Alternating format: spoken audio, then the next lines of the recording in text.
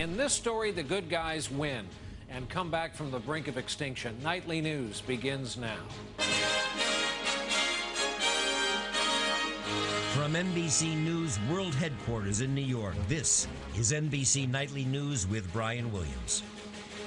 Good evening. While a lot of Americans could have told you we've been in a recession for a while, it's another thing to hear it officially, and tonight it is official. We have, in fact, been in a recession for a year. And as this day went on, then came the story of massive layoffs in the banking business, for one. Then the stock market gave way. It fell hard late in the day, down big, 679 and change. It was only the 12th time in U.S. history the Dow has fallen 500 or more points in a day. And sadly, half of those 12 days have been just this year. We'll begin here tonight with Maria Bartiromo, who covered it all day for CNBC and is with us tonight from the exchange. Maria, good evening, and what a day. And what a day it was, Brian. Really a tough one for investors down here on Wall Street, as the notion set in that we are officially in recession and things may very well get worse. After a rare week of gains, a massive sell-off today, spurred by a late admission that the economy has been in recession since last December. I think that we've got a ways to go, that this is going to be probably a deep and long recession.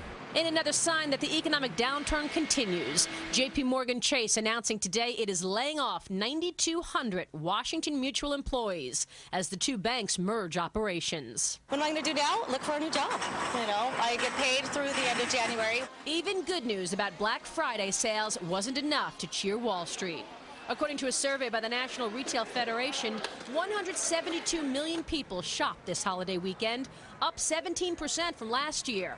But the crowds thinned out as the weekend progressed, suggesting shoppers were drawn by deep discounts, which may not help retailers' bottom lines. So while it's great that Black Friday started off strong, you want to see that, it's not an indicator about how well the rest of the holiday season will do.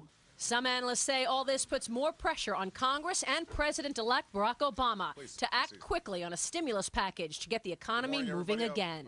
If nothing is done, we are looking at easily, by far, the worst slump since the 1930s. We're looking at 10 million people at least going below the poverty line.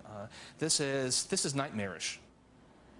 Perhaps nightmarish, but the optimists will say that given we have been in recession for a year, starting last December, perhaps we are closer to the end and could emerge soon from it.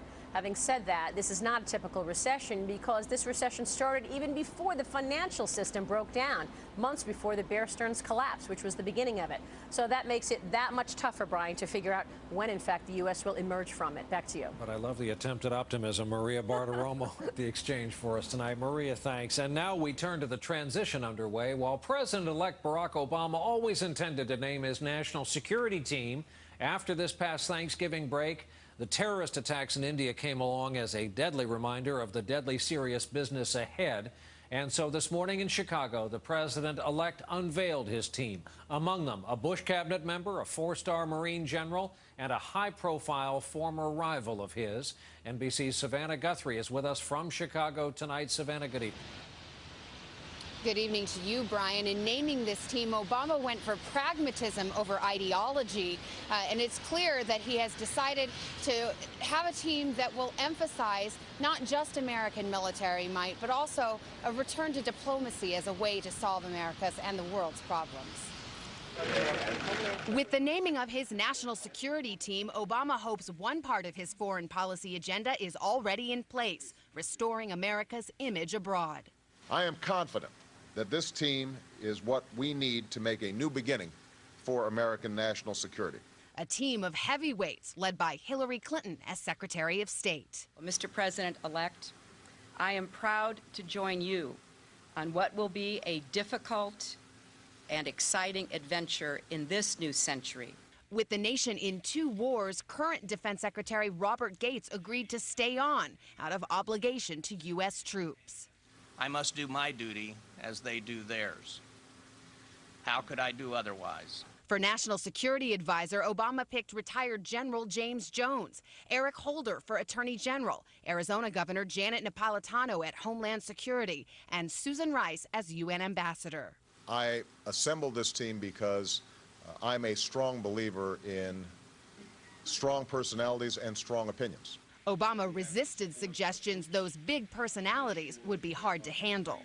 I will be responsible for the vision that this team carries out, and I expect them to implement that vision once decisions are made. So as Harry Truman said, the buck will stop with me. On Iraq, Obama stood by his commitment to withdraw troops in 16 months, but said he will consult with commanders on the ground, already bridging a difference with his new defense secretary, who has long opposed timetables. I'm wondering whether you could... And today, reporters couldn't resist reminding Obama And you're having fun. about his differences with Hillary Clinton during a hard-fought primary campaign. What exactly is this foreign experience that she's claiming? Shame on you, Barack Obama. But this morning, Obama was looking forward. I think she is going to be an outstanding Secretary of State. If I didn't believe that, I wouldn't have offered her the job. And as if to underscore that point, Brian, Obama and Clinton walked out of the news conference this morning arm in arm. Savannah Guthrie in Chicago for us tonight. Savannah, thanks. And in fact, the current Secretary of State, Condoleezza Rice, today urged Pakistan to cooperate fully with India's investigation into the attacks in Mumbai. Rice arrives in India this week. That country scrambling to deal with this crisis still. How could it have happened, and whether signals are coming here that the start of an even bigger problem is afoot. NBC's Stephanie Gosk has been covering this story in Mumbai since the start. She's there with us tonight with the latest. Stephanie, good evening. Good evening, Brian. NBC News has learned that the U.S. government warned the Indian authorities of an attack by sea, but even with that information, the government here couldn't stop it. At the Taj Mahal Hotel, investigators combed through the debris, hoping to put together the anatomy of an attack. Officials say it only took 3 militants to take over the 565-room hotel and fend off Indian security forces for nearly 3 days. Carol and Benjamin Makoff from Chicago were trapped in the Taj. They told their story this morning on Today. I saw 3 of them as they passed by the door through the people after the gunfire started. And they were young, they were slim, they were probably in their late teens or early 20s. The Taj was one of 11 sites targeted by the terrorists. At least 172 people, including 6 Americans, were killed. We were just ripped to shreds by bullets. Although nothing has been proven, authorities believe at least 10 militants from Pakistan arrived by boat. Most likely this one found drifting off the coast. The owner murdered and dumped in the galley. We visited a small fishing village only a mile from one of the attacked hotels, where witnesses say they saw the boat come on shore. Bharat Tamor immediately felt the men were out of place. After the boat landed, 8 people got out. They had heavy bags on their backs and they were carrying sacks in both hands. The fishermen here told us the Indian government does little to monitor the people coming in and out of the harbor. Protecting these shores is difficult, if not impossible. India has over 4,000 miles of coastline, but people here are angry and they think the Navy should be doing much more. If they had, the people in this tight-knit community believe the terrorists could have been stopped. Damodan Tandal, head of the Fishing Society, heard rumors of suspicious fishing boats coming to Mumbai and tried to get the government to act. 4 months ago, I wrote a letter and asked them to maintain a better record of the fishermen coming in. Did they call you back? Did they write you a letter? At least now, people here hope the government will listen to them. There will most likely be dramatic changes to the security system here that go far beyond resignations. There's talk here of a new office, much like the U.S. Department of Homeland Security. But before the government can do that, they'll have to figure out how the current system may have failed. Brian? Stephanie Goss continue to report this story in Mumbai, India tonight. This crisis is being watched closely in the U.S. and around the world. There are concerns that it could trigger new tensions between old rivals, India and Pakistan. The fact that both are nuclear nations is just part of the problem, part of what makes this such a big story. More from our chief foreign affairs correspondent, Andrea Mitchell. Although half a world away, the terror attack set off shockwaves from Washington to Chicago. We cannot tolerate a world in which innocents are being killed by extremists based on twisted ideologies. India, a rapidly growing U.S. trading partner, and Pakistan, geographically a key partner in the war on terror. two U.S. allies but blood rivals, both armed with nuclear weapons. Hanging in the balance, a struggling U.S. war in Afghanistan. You have Afghanistan, which is once again being subverted by Taliban and other insurgent groups. And right in the middle of it is Pakistan with a fragile democratic government. Pakistan's Khyber Pass is the route for 75% of the supplies to U.S. and NATO troops in Afghanistan. And since 9/11, Washington has poured more than $11 billion into Pakistan to buy its cooperation in the war on terror. The results, Osama bin Laden is still at large, most likely in Pakistan's untamed territories. And Pakistan is a breeding ground for homegrown terror groups, like the one the U.S. believes attacked India. Not al-Qaeda, but U.S. officials say closely linked, dedicated to fomenting a regional war. The purpose of the Mumbai terrorist attacks was exactly to reignite the old tensions between India and Pakistan, which were beginning to subside. How does that affect the U.S.? Fearing retaliation from India, Pakistan may redeploy 150,000 troops from its Afghan border to its border with India. A huge setback for American efforts to get Pakistan to hunt down al-Qaeda. It's kind of a combination of viper's nest of issues that are very difficult to deal with and all integrated with each other. Nuclear weapons, terror groups, and weak governments, a daunting prospect for any new president. Andrea Mitchell, NBC News, Washington. And when we continue here this Monday night, the women who learned about the health risks that were targeting them and then did something about it. And later, they are now thriving, but it wasn't always that way. Tonight's comeback story. In health news tonight, what researchers are calling an important and underappreciated risk to heart health, vitamin D deficiency. Studies show people with low vitamin D levels were twice as likely to suffer from a heart attack or stroke. But the good news is it's easy to fix. Apparently, for most people, vitamin D requirements are met by the skin's exposure to the sun, so they say spending time outside helps. Now to a story also about health, has to do with a group of women facing certain health risks. It's a story about taking charge and facing those risks head on. Here with it, our chief science correspondent, Robert Bazell. Just step on the scale for me. It's weigh-in day. Okay, gracias. Si usted puede. For Mujeres en Acción, Women in Action. Gracias. A program in Phoenix to get Mexican-American women moving and help them lose weight. Latina women in the U.S. are on average 30% heavier than whites, putting them at risk for heart disease and diabetes. Where else could we recruit? This program, run by Arizona State University School of Nursing and Maricopa County Integrated Healthcare, I think we put her in at 4. is trying to identify and remedy the factors that put the women at risk. I think sometimes they feel like their health isn't in their own hands. It doesn't look very safe. One factor is poor neighborhoods. Not areas where a woman would feel safe walking. Adriana Perez, the program director, They have very traditional roles. also says that men often expect women to stay at home. How much does the traditional role of men in the relationship play in these women's inability to get out and do things? It's very important. There's an expectation that women will be the caregivers in the homes. Another challenge is a traditional diet with lard and other unhealthy elements. In this neighborhood, the only store had just a tiny selection of fruits and vegetables. But the program encourages women like Elena Estrada, who has type 2 diabetes, to team up with other women to cook healthier food and to get out more. Sí, me siento más positiva. Yes, I feel more positive. I feel better, and I want to feel better.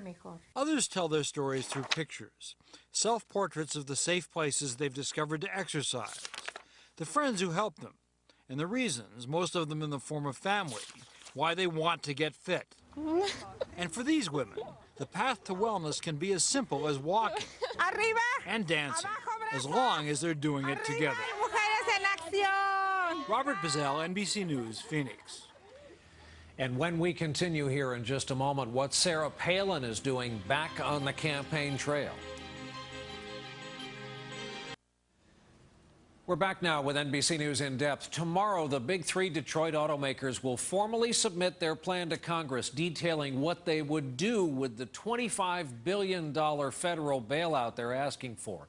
What most folks remember about their last visit to Washington is that the big three flew in on 3 separate corporate jets. They say this time will be different, as we learned tonight from CNBC's Phil LeBeau. What we're trying to do. When the CEOs of the big three go back to Capitol Hill later this week, they'll tell Congress exactly how a $25 billion bailout will help them get back in the black and keep them from going bankrupt. While industry experts believe the big three must announce more plant closings and job cuts, auto executives will not say if those are in the works. This is the big deal. This is where now they make an argument to the American people and to Congress. With the United Auto Workers open to possibly changing their contract to help the big three, GM, Ford, and Chrysler will submit detailed business plans outlining what they'll do with bailout billions to turn a profit. That will likely include going green with more fuel-efficient cars and hybrids, cutting or deferring executive pay, and possibly selling some brands. Today, Ford said it will look into shedding Volvo. For a lot of people, whether Volvo's owned by Ford or somebody else, will be transparent. The elimination of a brand is more significant. When Detroit's auto leaders go back to Congress, their biggest challenge may not be about production, but public relations. Winning over lawmakers who see the big three as businesses bloated and out of touch. Their last appearance on the Hill did not help that image. Couldn't you all have downgraded to first class or jet pooled or something to get here? It's even becoming fodder for late-night TV. Please tell us your proposal regarding the aid package. We will request another $25 billion. While good for late-night laughs, there's not much that's funny in Detroit, where Ford, Chrysler, and GM say a bailout is the key to their survival. Phil LeBeau, CNBC, Detroit. Alaska Governor Sarah Palin resurfaced on the campaign trail today, this time campaigning for a Republican in a tight Senate race in Georgia on the eve of a runoff election there. Saxby Chambliss is running against Democrat Jim Martin. If Chambliss, the incumbent, loses, it could tip the Senate balance even further in the Democrats' favor. We have a quick note tonight on this evening's night sky. A rare alignment of Venus, Jupiter, and the crescent moon forming a tight triangle. Thanks, by the way, to our friends at our NBC station in Hartford, WVIT, for grabbing this shot of it tonight. It's only a one-night show. It's best seen early in the evening. Depending on when and where you see it, it can either appear as a smile or a frown. Any way you look at it, this is a rare event in the heavens. Another break. When we come back, a success story that's been a long time coming. The Obama family dog selection process has officially reached a frenzy, and the search for the right puppy has now been immortalized on the cover of the New Yorker magazine. This week's issue, just out, shows the president-elect interviewing a candidate for the job while aides Rahm Emanuel and David Axelrod look on while the other hopefuls line up outside the door. So far, Obama has said only that the dog must be hypoallergenic and that it cannot be, as he put it, quote, a girly dog. I can only hope our family dog Lucy didn't just hear that. We close the broadcast tonight elsewhere in the animal kingdom with what's being called the fastest recovery of any endangered animal in history. It is on the island of California, the island fox, rather. They weigh about 5 pounds each, no bigger than house cats. They've lived on the isolated Channel Islands of California for thousands of years. Their ranks were almost wiped out until now. Our report tonight from NBC's Mark Mullen. I hope they find food somewhere. What a difference from a decade ago. In 1999, these guys, they had one foot in the grave, so to speak. With only 15 left on an island, you're almost assured of going extinct. California's Channel Island fox. Try to get her back in that pen. On the endangered species list. I got her. And forced into captivity to avoid extinction. We saw a species in just such a short period of time, 4 or 5 years, go to a 95% decline. Once, fish-eating bald eagles kept predators away. Then life changed. Ranchers brought sheep and pigs to the island, uprooting the fox's habitat. Bald eagles then died off, poisoned with the pesticide DDT. In their place, golden eagles arrived from the mainland. Their main food source, the foxes. They were such easy pickings when golden eagles came out here because they weren't really adapted to having an aerial predator. There's a big hole. As foxes died, wildlife officials scrambled to save a species, a $5.4 million effort. Scientists restored the island's natural habitat. Livestock was removed, golden eagles, the predators, were relocated, and bald eagles were reintroduced. 2.85. Most importantly, a captive breeding program for the foxes, who proved quite amorous in this romantic setting. Today, just 10 quick years later, there are 650 foxes, and the breeding program is ending. Considered the fastest, most successful rescue ever of any animal on the endangered species list. It's just a return to a balance, and that's why I say it's a sign of hope. Hope that the foxes will survive, and a reminder that nature can heal itself if given a chance. Mark Mullen, NBC News, Santa Rosa Island, California. And that's our broadcast for this Monday night. Thank you for being with us. I'm Brian Williams. We hope to see you back here tomorrow evening. Good night.